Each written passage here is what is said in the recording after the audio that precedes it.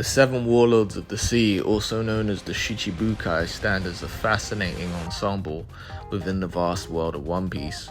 Their reputation as fearsome warriors and seasoned veterans of the high seas instills a sense of fear and respect among pirates. However, when considered as a group, their combined strength becomes even more daunting, cementing their status as some of the most powerful individuals in the world beyond their roles as deterrents. The Warlords also serve as strategic assets in conflicts, both within and outside the government.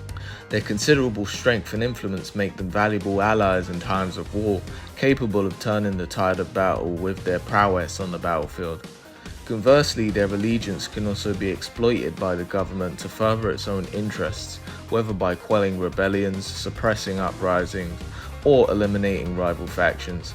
But what if we were to put them up against the apex of modern Jujutsu's #1 sorcerer, Gojo Satoru, an individual whose presence alone disrupted the balance of power in the world of Jujutsu, striking fear into the hearts of cursors and sorcerers alike. His innate talent combined with his unique ocular ability and the formidable limitless technique make him a true force of nature, capable of reshaping the very fabric of reality with a mere thought. In the annals of Jujutsu history, born with the rare ocular ability known as the Six Eyes, Satoru possesses heightened perception and intuition, allowing him to see the flow of cursed energy with unmatched clarity.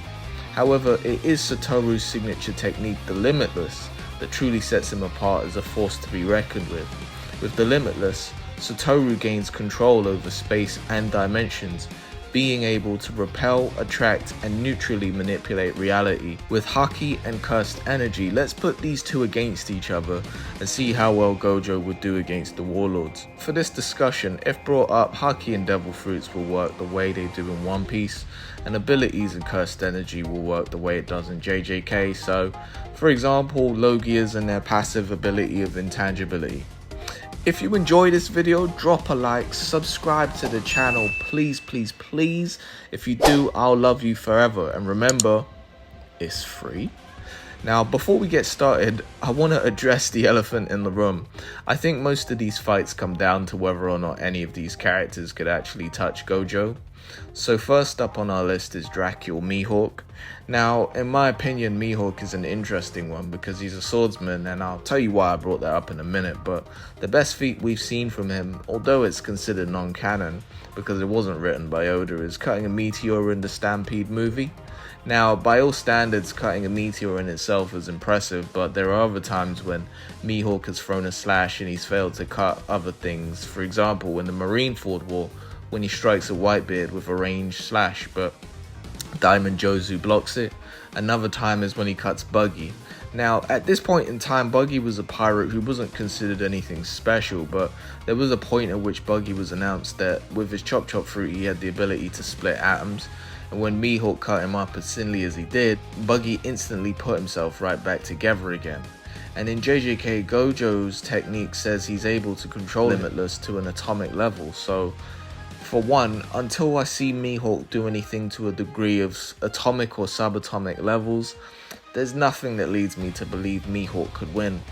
Now, the reason why I said Mihawk being a swordsman was interesting is for two reasons. The first being that Mihawk was considered on par with Shanks' sword skill level and stated to have had multiple fights across the Grand Line. Because of this, we can directly scale Mihawk's speed to Shanks's, which I'm gonna say is faster than light just because in the movie Red, which is considered canon, Shanks deflects Kizaru's Yasakani and then catches Kizaru after he moves back in light form. The reason this is important is because if Mihawk can be scaled at light speed, and Gojo has been considered to be scaled at the same sort of speed since he fought Sukuna, who fought Kashimo and was able to dodge his electromagnetic waves, aside from manipulating distances to increase his speed or seemingly teleport, Mihawk may just stand half a chance at keeping up with him. The reason why that could hypothetically be important leads into my second reason. I have, which is the Breath of All Things.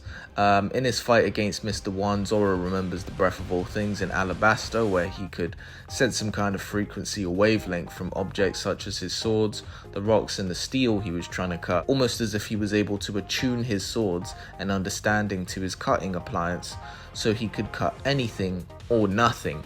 Now, if Mihawk has this, since he's going to be Zoro's final enemy or antagonist, whatever you want to call it, but that's speculation, so until confirmed, I'm going to have to give this fight to Gojo. Next on my list is Buggy, who we mentioned before. Now, off rip, Buggy, as far as we know him, doesn't seem like much, but when you think about the potential Buggy has with his chop fruit, the fact he's learned how to chop atoms could potentially be an issue for Gojo's limitless barrier. Although I'm not entirely sure how well it would work, because we know that Gojo controls his limitless barrier to an atomic level, but I'm not sure if cutting his barrier at an atomic level would even work, because it really depends on what extent Buggy could actually cut atoms to.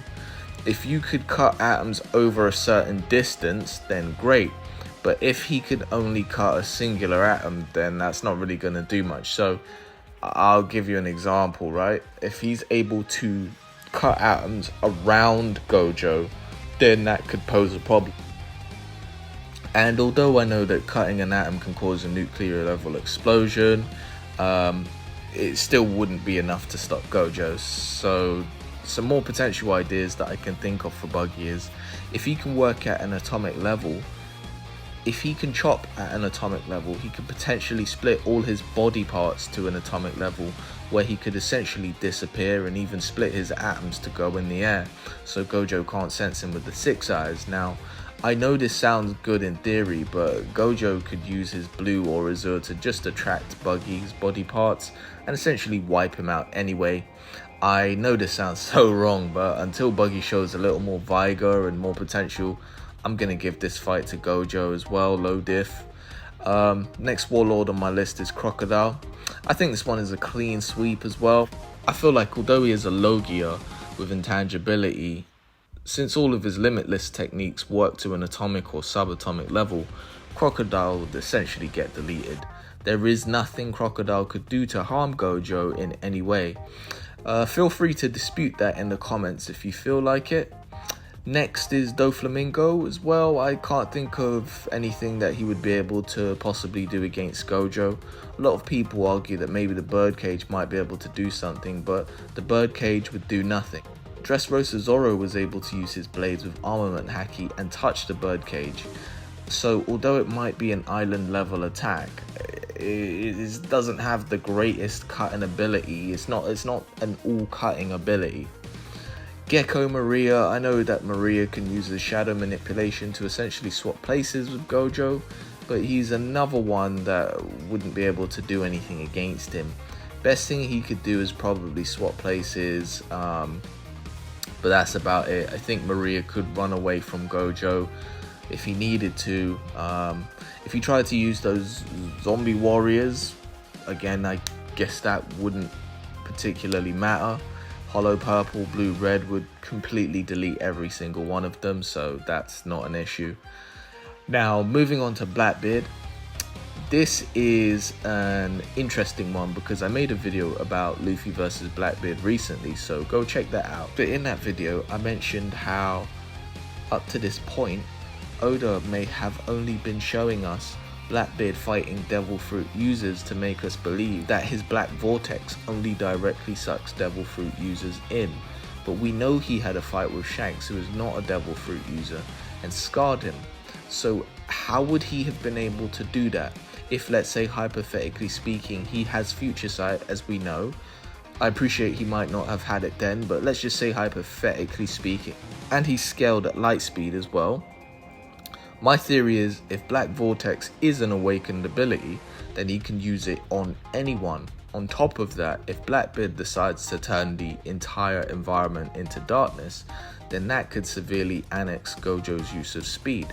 On top of this, if Blackbeard uses Black Vortex to suck Gojo in, it's been stated that his Devil Fruit can absorb anything including light, so if this is the case, who's to say his darkness couldn't nullify Gojo's limitless?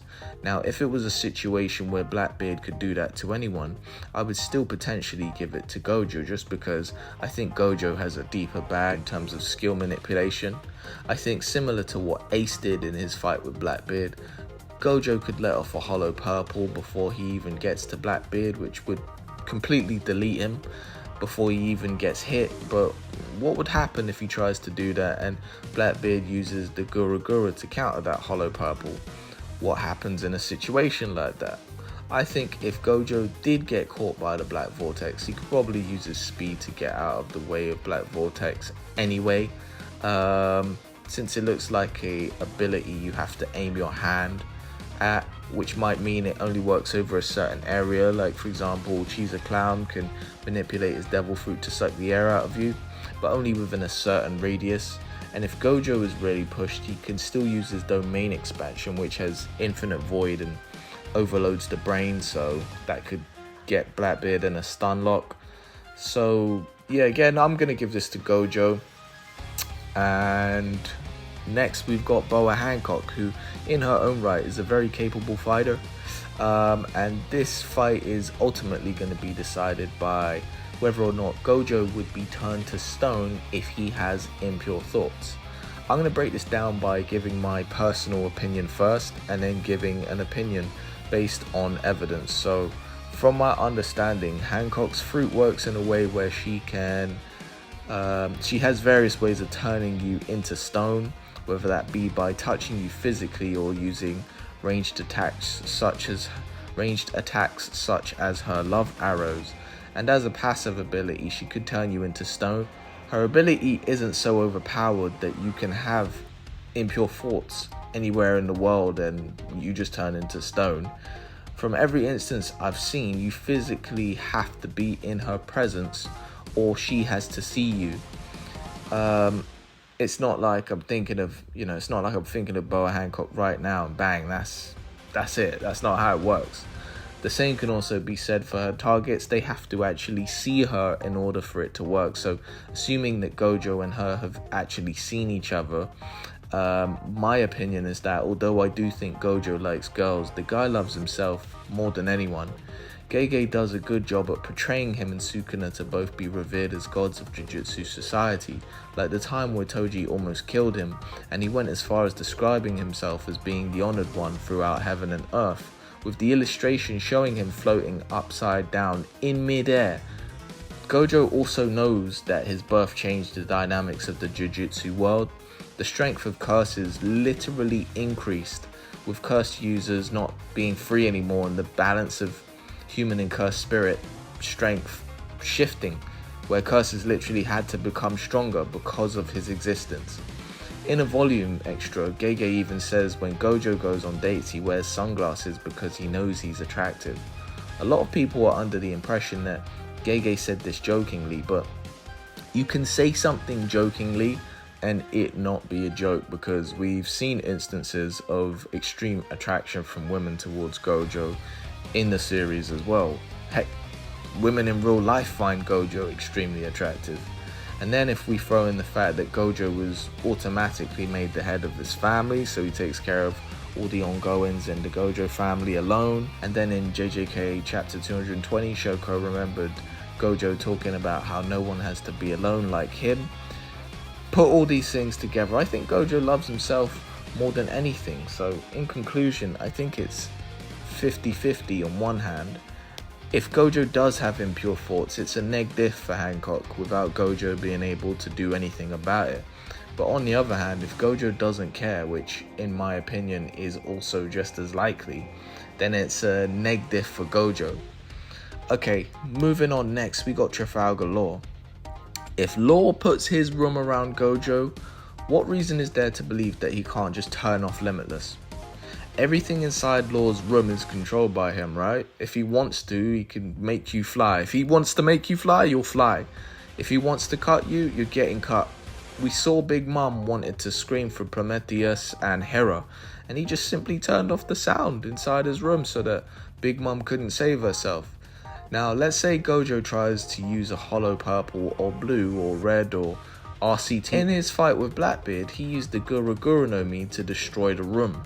So although Law might be able to counter Gojo's limitless, I don't think he's doing anything about Gojo's negative and positive output techniques. And now we have a fight on our hands. In a one-on-one fight where Law could actually touch Gojo, I'd give it to Gojo. If we were to give them both equal physical stats, Gojo can heal himself and has limitless cursed energy, whereas we've seen Law gas out in almost every fight he's ever been in. So even though both characters can basically teleport through their respective abilities hacks, Gojo takes the dub because his don't take a constant toll on every move that he makes. Moving on to the next warlord is Kuma, who can repel anything. That's his ability, literally to repel anything, to the point where he can repel himself to any destination instantly and repel any attack with no repercussions. I think he could touch Gojo because the limitless works on manipulating distance and space between him and a target. The best way to describe it is, imagine dividing a number in half. So we'll start with 8 and then divide 8 by 2, that's 4, divide 4 by 2, and then 2, and then you get 1, and then 0.5, 0.25, 1.25, you get the gist. And so you can continue dividing these numbers an infinite amount of times without ever actually reaching 0. That's what Gojo does. He continuously divides the distance using his cursed energy so that it never actually reaches 0. So it never actually touches him. But what if Kuma used his ability to repel his paw to cover an infinite distance at an infinite speed as a way to bypass the technique? And since his paw can repel anything, then would Gojo's techniques even work on Kuma? Let's assume that Kuma's pad cannon and ranged attacks don't hit Gojo just because they aren't reinforced by the source of Kuma's infinite repelling. If Gojo can't hit Kuma with his ranged attacks, and neither can Kuma, then similar to Law, we've got another fight on our hands. And with their speed hacks, in my opinion, without thinking too deeply into this one, this fight could be any man's game. And then lastly, we got Jinbe. I don't think Jinbe really has anything in his arsenal to challenge Gojo with. Although he does have great stamina, great strength, and fishman karate, this is all dodo to Gojo. He could literally just stand there and let Jinbe go crazy, and it would not matter. So to conclude, I believe that Gojo versus the Warlords, as the title states, isn't close. The Warlords would absolutely decimate Gojo. To be honest, I think decimate is an exaggeration.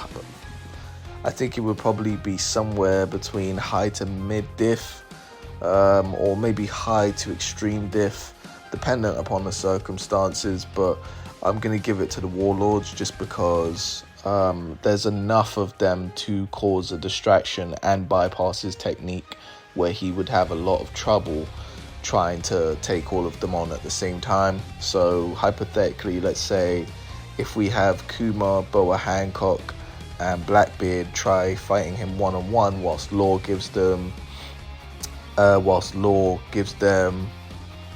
they fight in Law's room, Gojo's finished. I can't see